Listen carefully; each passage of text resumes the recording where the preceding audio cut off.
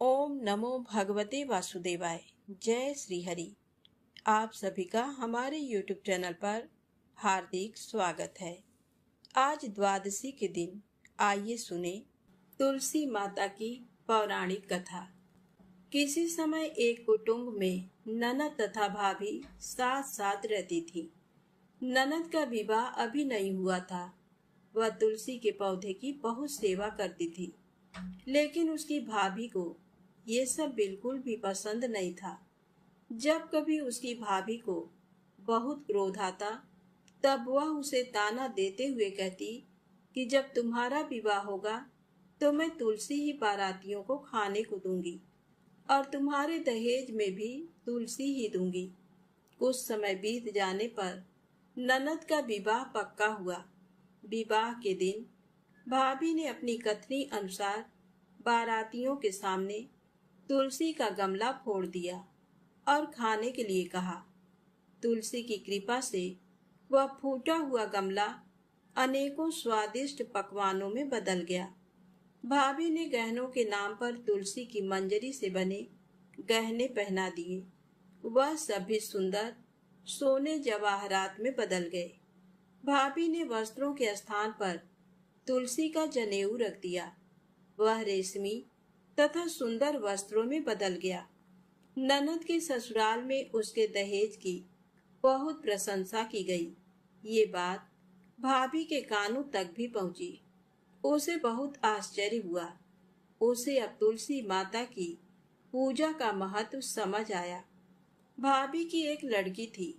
वह अपनी लड़की से कहने लगी कि तुम भी तुलसी माँ की सेवा किया करो, तुम्हें भी बुआ की तरह फल मिलेगा।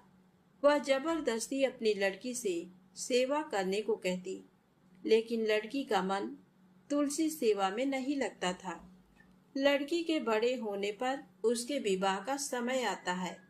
तब भाभी सोचती है कि जैसा व्यवहार मैंने अपनी ननद के साथ किया था, वैसा ही मैं अपनी लड़की के साथ भी करती हूँ, तो ये भी गहनों से लद जाएगी और बारातियों को खाने में पकवान मिलेंगे। ससुराल में इसे भी बहुत इज्जत मिलेगी। ये सोचकर वह बारातियों के सामने तुलसी का गमला फोड़ देती है, लेकिन इस बार गमले की मिट्टी मिट्टी ही रहती है। मंजरी तथा पत्ते भी अपने रूप में ही रहते हैं। जनेऊ भी अपना रूप नहीं बदलता है।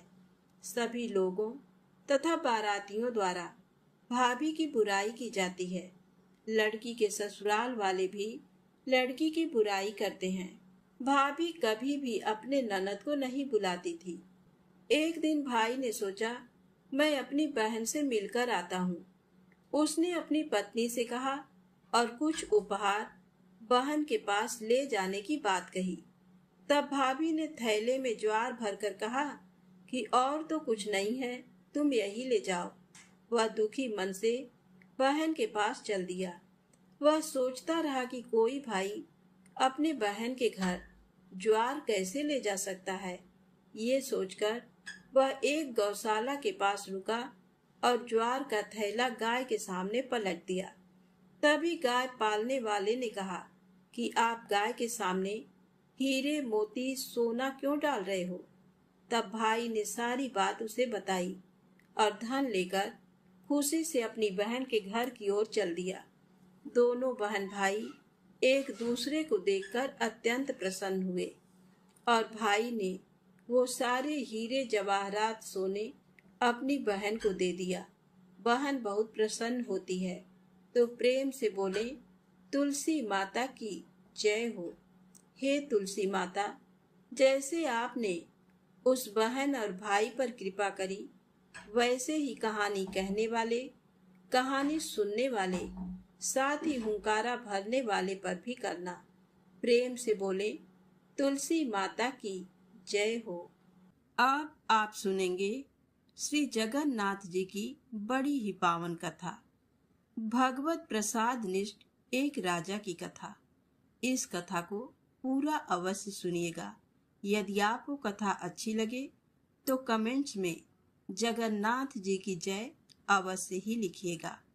तो प्रेम से बोलें, जगन्नाथ जी महाराज की जय हो।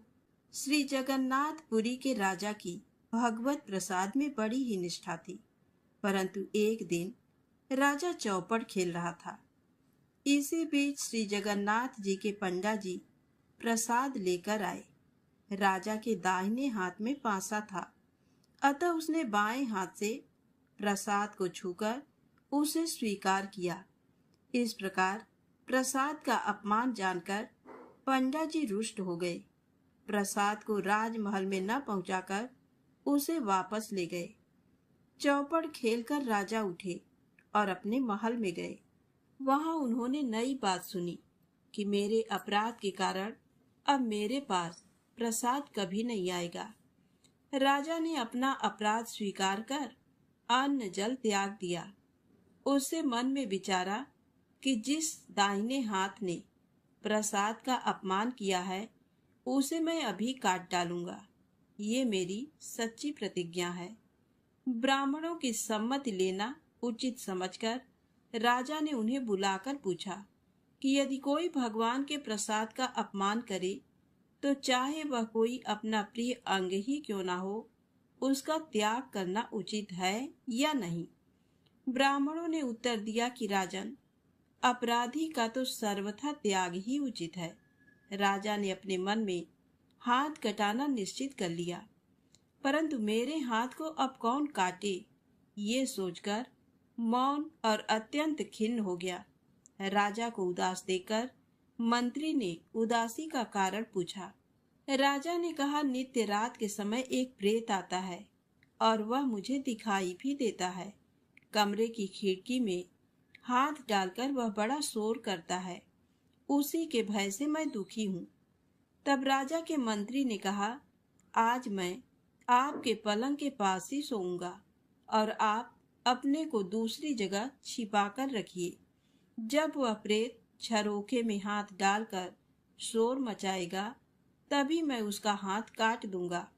ये सुनकर राजा ने कहा, बहुत अच्छा, ऐसा ही करो। रात होने पर मंत्री जी के पहरा देते समय राजा अपने पलंग से धीरे से उठकर झरोखे में हाथ डालकर शोर मचाया। मंत्री ने उसे प्रेत का हाथ जानकर तलवार से काट डाला। राजा का हाथ कटा देखकर मंत्री जी बेहद लज्जित हुए और पछताते हुए कहने लगे कि मैं बड़ा मूर्ख हूँ, मैंने ये क्या कर डाला। राजा ने कहा, तुम निर्दोष हो, मैं ही प्रेत था, क्योंकि मैंने प्रभु से बिगाड़ किया था।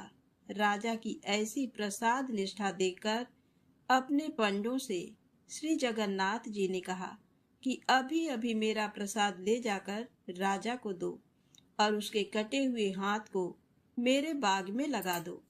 भगवान के आज्ञानुसार पंडे लोग प्रसाद को लेकर दौड़े।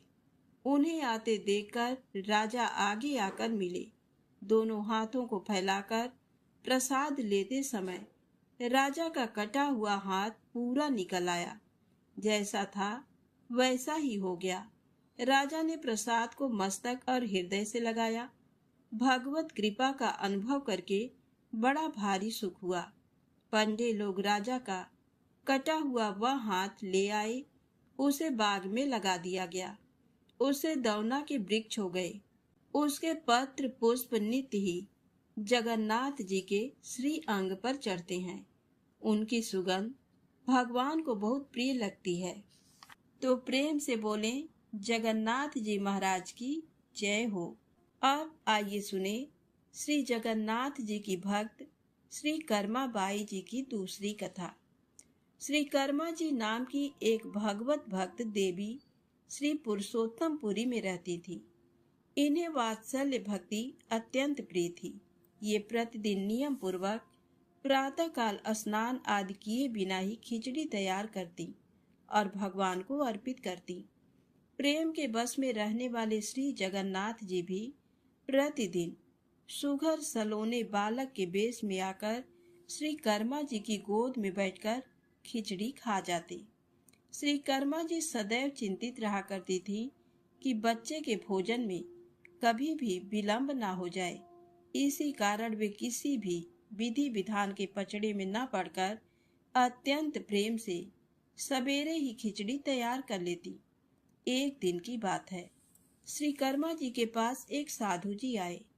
उन्होंने अपवित्रता के साथ खिचड़ी तैयार करके भगवान को अर्पण करते देखा। घबरा कर उन्होंने श्री कर्मा जी को पवित्रता के लिए स्नान आदि की विधियां बता दी। भक्तिमती श्री कर्मा जी ने दूसरे दिन वैसा ही किया, पर इस प्रकार खिचड़ी तैयार करते उन्हें देर हो गई। उस समय उनका हृदय रो उठा कि मेरा प्यारा श्याम सुंदर भूख से छटपटा रहा होगा। श्री कर्मा जी ने दुखी मन से श्याम सुंदर को खिचड़ी खिलाई। इसी समय मंदिर में अनेकों घृत से बने हुए पकवान निवेदित करने के लिए पुजारी जी ने प्रभु का आवाहन किया। प्रभु जूठे मुंह ही वहां चले गए। पुजारी जी चकित हो गए। उसने देखा उस दिन भगवान के मुखार बिंद में खिचड़ी लगी है। पुजारी जी भी भक्त थे।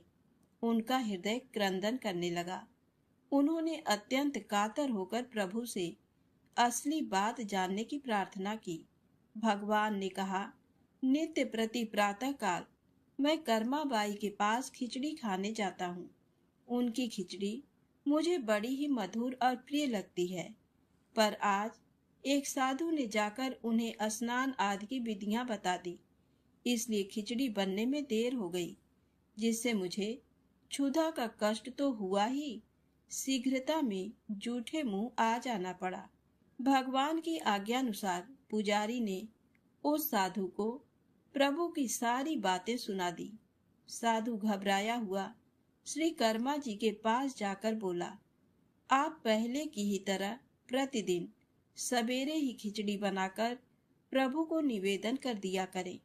आपके लिए किसी नियम की आवश्यकता नहीं है। श्री कर्मा जी पुनः उसी तरह प्रतिदिन सवेरे भगवान को खिचड़ी खिलाने लगी। श्री कर्मा जी परमात्मा के पवित्र और आनंदमय धाम में चली गईं, पर उनके प्रेम की गाथा आज भी विद्यमान है। श्री जगन्नाथ जी के मंदिर में आज भी प्रतिदिन प्रातःकाल खिचड़ी का भोग लगाया जाता है। तो प्रेम से बोलें, श्री जगन्नाथ जी भगवान की जय हो। आइए बड़े ही प्रेम से मनोकामनाओं की पूर्ति करने वाली इस कथा को सुनते हैं। एक गांव में भागवत कथा का आयोजन किया गया। पंडित जी भागवत कथा सुनाने आए। पूरे सप्ताह कथा वार्ता चली। पूर्ण आहुति पर दान दक्षिणा के बाद पंडित जी को घर जाने की जल्दी थी। वह किसान से अपना पीछा छुड़ाना चाहते थे। उन्होंने जल्दबाजी में अपना भांग घोटने का सिलबट्टा उसे दे दिया और बोले, ये ठाकुर जी हैं, इनकी सेवा पूजा करना। किसान ने कहा, महाराज मैं सेवा पूजा का तरीका भी नहीं जानता, आप ही बताएं। पंडित जी ने कहा, पहले खुद नहाना, फिर ठाकुर जी को नहलाना, इन्हें भोग चढ़ाकर फिर खाना। इतना कहकर पंडित जी ने घोड़े को दौड़ाया और जल्दी से वहां से चल दिए। किसान बहुत ही सीधा और सरल आदमी था।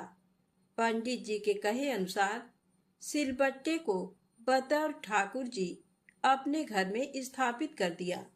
दूसरे दिन स्वयं स्नान कर सिलबट्टे रूपी ठाकुर जी को नहलाया। विधवा माँ का बेटा था। खेती भी ज्यादा नहीं थी, इसलिए भोग में अपने हिस्से का बाजरी का टिक्का एवं मिर्च की चटनी रख दी। ठाकुर जी से किसान ने कहा, पहले आप भोग लगाओ, फिर मैं खाऊंगा। जब ठाकुर जी ने भोग नहीं लगाया तो बोला, पंडित जी तो धनवान थे, खीर पूड़ी एवं मोहन भोग लगाते थे।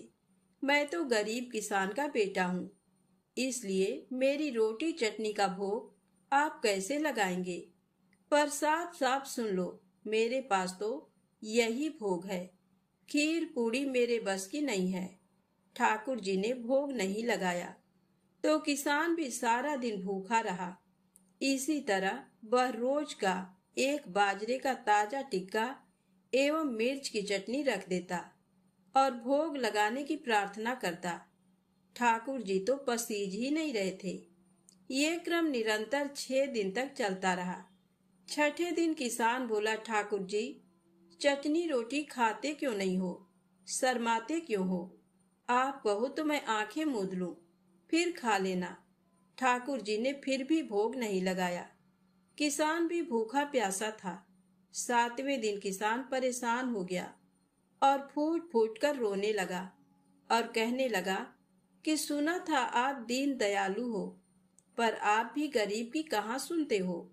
मेरा रखा ये टिक्का एवं चटनी आकर नहीं खाते हो तो मत खाओ, अब मुझे भी नहीं जीना है।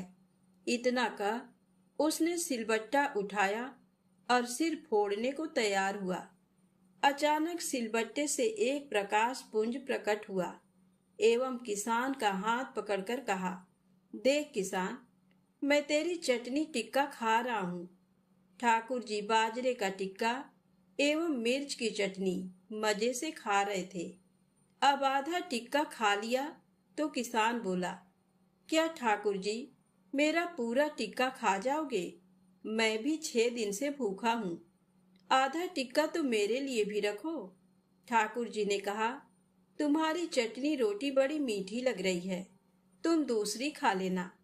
किसान ने कहा, प्रभु, माँ मुझे एक ही रोटी देती है, यदि मैं दूसरी लूंगा तो माँ भूखी रह जाएगी।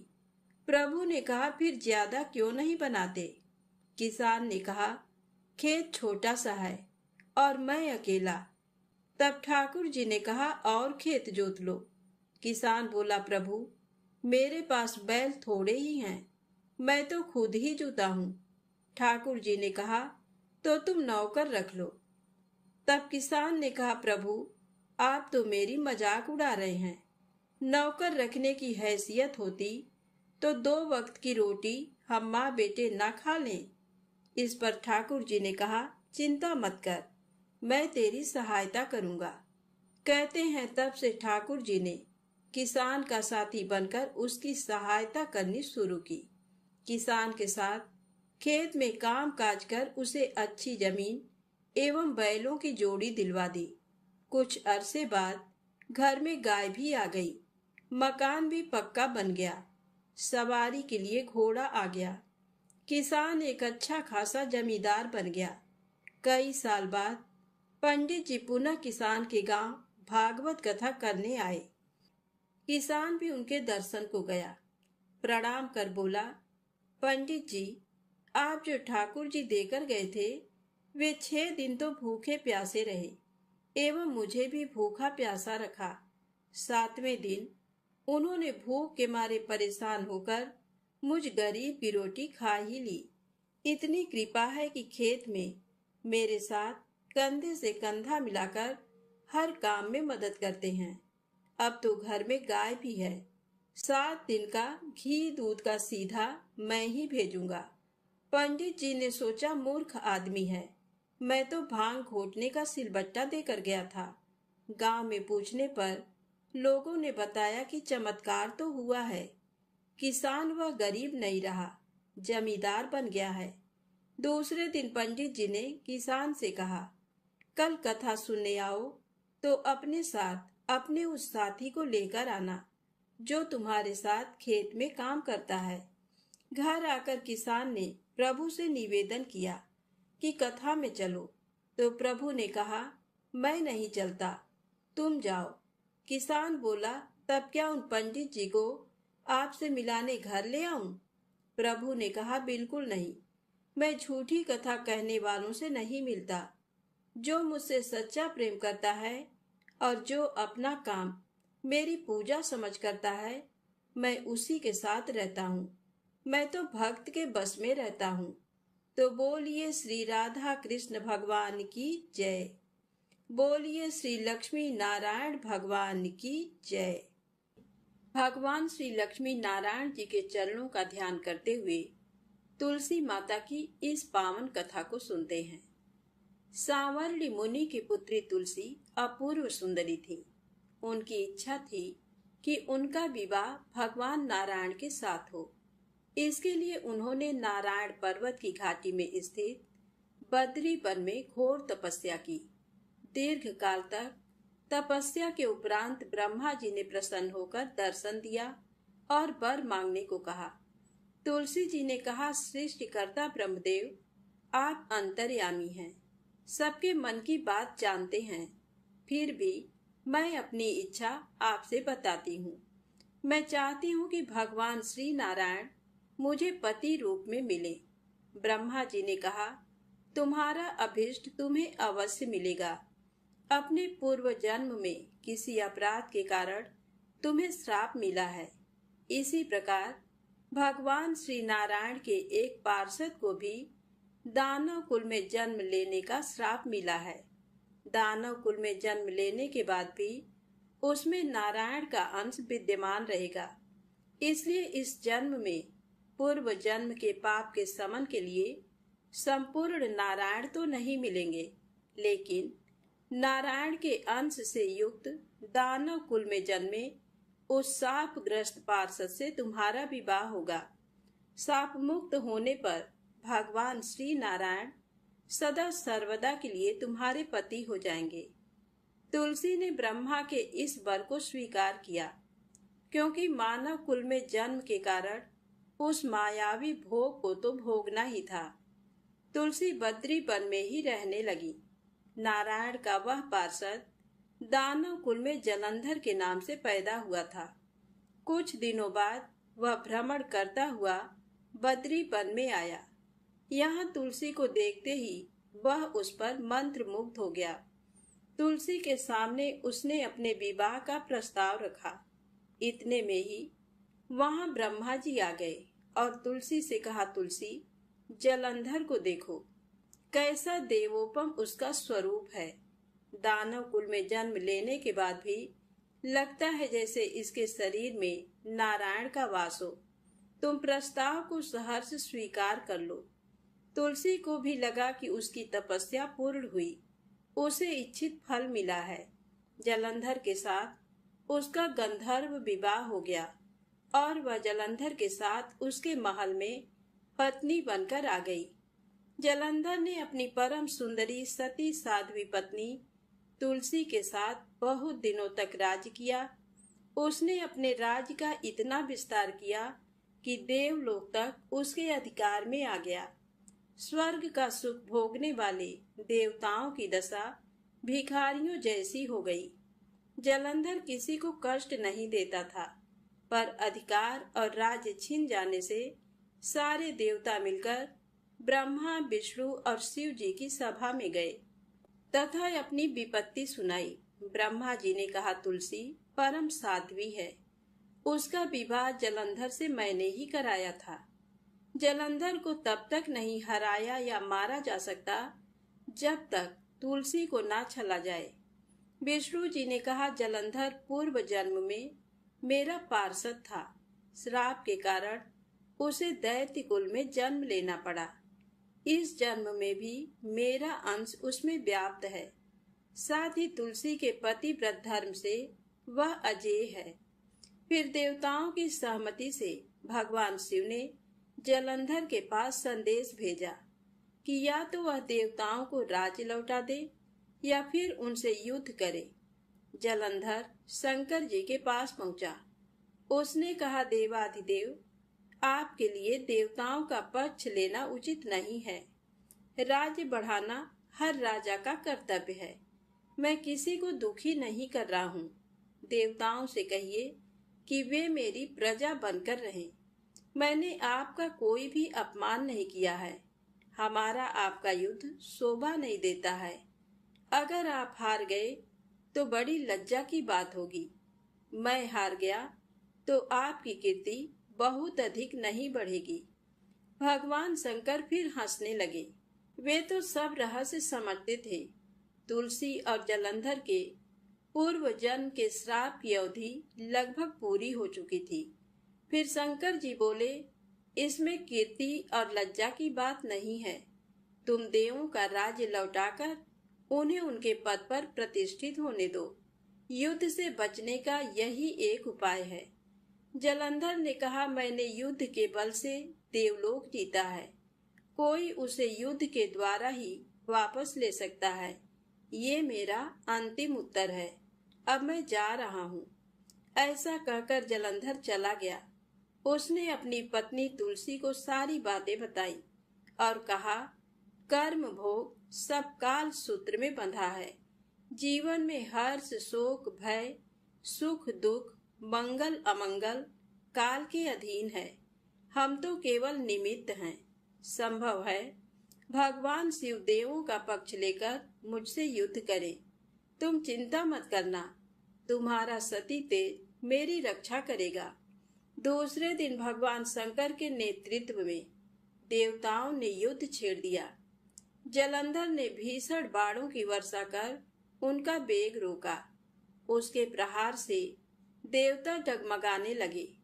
उसने दानवी शक्ति का प्रयोग कर मायावी युद्ध आरंभ किया।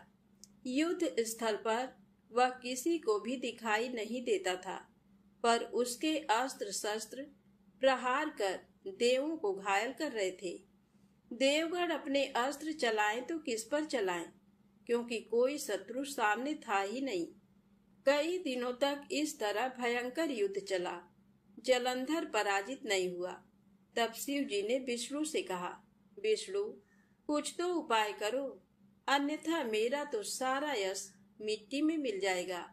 विष्णु जी ने सोचा, बल से तो जलंधर को हराया नहीं जा सकता, इसलिए छल का सहारा लेना ही पड़ेगा। उन्होंने तुरंत अपना स्वरूप जलंधर जैसा बनाया और अस्त्र शस्त्र से सुसज्जित हो तुलसी जी के पास पहुंच गए। बोले, प्रिय, मैं युद्ध जीत गया। सारे देवता भगवान शंकर समेत हार गए। इस खुशी में आओ, मैं तुम्हें अपने अंग से लगा लूं। पति को प्रत्यक्ष खड़ा देख तथा विजय का समाचार सुन वह दौड़कर मायावी जलंधर के गले से लिपट गई। इस प्रकार पति पत्नी दोनों ने आलिंगन हो खूब खुशी मनाई। पर पुरुष के साथ इस प्रकार के व्यवहार से उसका सती तेज नष्ट हो गया। उसका सती तेज जो जलंधर की कवच के रूप में रक्षा कर रहा था, वह कवच नष्ट हो गया। जलंधर शक्तिहीन हो गया। ये जानते ही भगवान शंकर ने अपने त्रिशूल से प्रहार किया। त्रिशूल के लगते ही जलंधर जलकर भस्म हो गया। जलंधर के मरने को जानकर विष्णु अपने असली रूप में आ गए। सामने अपने पति जलंधर के स्थान पर भगवान विष्णु को खड़ा देख तुलसी बहुत विस्मित हुई। उसको पता लग गया कि स्वयं नारायण ने उसके साथ छल किया है। क्रोध में आकर तुलसी जी ने श्राप दिया, एक सती स्त्री का सतीत्व भंग करने के अपराध में तुम हृदयहीन पत्थर हो जाओ। विष्णु जी ने तुलसी के श्राप को सिरोधार्य कर कहा, देवी, तुम्हारे तथा जलंधर के कल्याण के लिए मुझे ऐसा करना पड़ा। तुम दोनों को श्राप मुक्त करना था। तुम भी अब अपना शरीर त्याग कर तुलसी बिरवा के रूप में जन्म लोगी और मेरी पूजा तुलसी दल से होगी। मैं शालिग्राम पत्थर बनूंगा। मेरे शीश पर तुम आदर से विराजमान होगी। तुम्हारे पति की हड्डियों के चूर्ण से शंख की उत्पत्ति होगी। उस शंख ध्वनि से देवताओं तथा मेरी पूजा आराधना होगी। जहाँ शंख ध्वनि होगी वहाँ मंगलमय मैं विराजमान रहूंगा। तुमने पूर्व जन्म में बद्री वन में मुझे पाने के लिए बड़ी तपस्या की थी। अब अगले जन्म में मैं नारायण प्रस्तर के रूप में बद्रीनाथ वन में स्थापित होऊंगा और मेरी पूजा अर्चना फल फूल से ना होकर तुम्हारी तुलसी दल से होगी। मेरे शीश पर विराजमान होकर तुम मुझसे भी ऊंचा पद प्राप्त करोगी। तो बोलिए श्री लक्ष्मी नारायण भगवान की जय। बोलिए श्री तुलसी शालिग्राम जी की जय। अब आइए सुने गणेश जी के खीर वाली कहानी। एक बार गणेश जी एक छोटे बालक के रूप में चिमटी में चावल और चमचे में दूध लेकर निकले। वो हर किसी से कह रहे थे कि कोई मेरी खीर बना दो। कोई मेरी खीर बना दो। एक बुढ़िया माई बैठी हुई थी। उसने कहा, ला मैं बना दूं। वह छोटा सा बर्तन चूल्हे पर चढ़ाने लगी। तब गणेश जी ने कहा कि दादी माँ, छोटी सी भगोनी मत चढ़ाओ, तुम्हारे घर में जो सबसे बड़ा बर्तन हो वही चढ़ा दो। बुढ़िया माई ने वही चढ़ा दिया। वह देखती रह गई कि वह जो थोड़े से चावल उस बड़े बर्तन में डाली थी वह तो पूरा भर गया है। गणेश जी ने कहा, दादी माँ, मैं नहा कर आता हूँ, खीर तैयार हो गई। तो बुढ़िया माई के पोते पोती खीर खाने के लिए रोने लगे। बुढ़िया माई ने कहा, गणेश जी तेरे भोग लगना, कहकर चूल्हे में थोड़ी सी खीर डाली और कटोरी भर भर कर बच्चों को दे दी। बुढ़िया माई की पड़ोसन ऊपर से देख रही थी, तो बुढ़िया माई ने सोचा ये चुगली कर देगी, तो एक कटोरा भरकर उसे भी पकड़ा दिया। बेटे की बहू ने चुपके से एक कटोरा खीर खाई और कटोरा चक्की के नीचे छुपा दिया। अभी भी गणेश जी नहीं आए थे। बुढ़िया माई को भी भूख लग रही थी। वह भी एक कटोरा खीर का भरकर किवाड़ के पीछे बैठकर एक बार फिर कहा कि गणेश जी आपके भोग लगे, कहकर खाना शुरू कर दिया। तभी गणेश जी आ गए। बुढ़िया माई ने कहा, आजा रे गणेशिया, खीर खा ले, मैं तो तेरी ही राह देख रही थी। तब गणेश जी ने कहा, दादी माँ, मैंने तो खीर पहले ही खा ली। तब बुढ़िया माई ने कहा, कब खाई? गणेश जी ने कहा, जब तेरे पोते पोती ने खाई तब खाई थी, जब तेरी पड़ोसन ने खाई तब खाई थी, और जब तेरी बहू ने खाई तब भी खाई थी, और अब तूने खाई तो मेरा पेट पूरा ही भर गया। बुढ़िया माई ने कहा, बेटा और सारी बात तो सच है, पर बहू बिचारी का तो नाम मत लो, वह तो सुबह से काम में लग रही है, उसने फिर कब खाई? तब गणेश जी ने कहा, चक्की के नीचे देख, जूठा कटोरा पड़ा है, और तूने तो मेरे भोग लगाया, वह तो वैसे ही खा गई। बुढ़िया माई ने कहा, बेटा घर की बात है, घर में ही रहने दो। अब बताओ बची हुई खीर का क्या करूं? तब गणेश जी ने कहा, नगरी जिमा दो। बुढ़िया माई ने पूरी नगरी जिमा दी, फिर भी बर्तन पूरा ही भरा था। राजा को पता लगा तो बुढ़िया माई को बुलाया और कहा, क्यों रे बुढ़िया, ऐसा बर्तन तेरे घर पर शोभा नहीं देता, ये तो हमारे घर पर शोभा देगा। बुढ़िया माई ने कहा, राजा जी आप ले लो। राजा जी ने खीर का बर्तन महल में मंगा लिया। लाते ही खीर में कीड़े मकोड़े, बिच्छू कचले हो गए और दुर्गंध आने लगी। ये देखकर राजा ने बुढ़िया माई से कहा, बुढ़िया बर्तन वापस ले जा, जा तुझे हमने दिया। बुढ़िया माई ने कहा, राजा जी आप देते तो पहले कभी का दे देते, ये बर्तन तो मुझे गणेश जी ने दिया है। बुढ़िया माई ने बर्तन वापस लिया। लेते ही खीर सुगंधित हो गई। घर आकर बुढ़िया माई ने गणेश जी से कहा, बची हुई खीर का क्या करें? तब गणेश जी ने कहा, झोपड़ी के कोने में गड्ढा खोदकर गाड़ दो, उसी जगह सुबह उठकर वापस खोदेगी तो धन के 2 चरे मिलेंगे। ऐसा कहकर गणेश जी अंदर ध्यान हो गए। जाते समय झोपड़ी के लात मारते हुए गए तो झोपड़ी के स्थान पर महल हो गया। सुबह बहू ने फावड़ा लेकर पूरे घर को खोद दिया तो कुछ भी नहीं मिला। बहू ने कहा, सासू जी थारो गणेश जी तो झूठे हैं। सास ने कहा, बहू मारो गणेश झूठो तो नहीं है, ला मैं देखूं। वह सुई लेकर खोदने लगी तो टन टन करते 2 धन के चरे निकल आए। बहू ने कहा, सासू जी गणेश जी तो साचो ही हैं। सास ने कहा, गणेश जी तो भावनाओं के भूखे हैं। हे गणेश जी महाराज, जैसा आपने बुढ़िया माई को दिया वैसा सबको देना।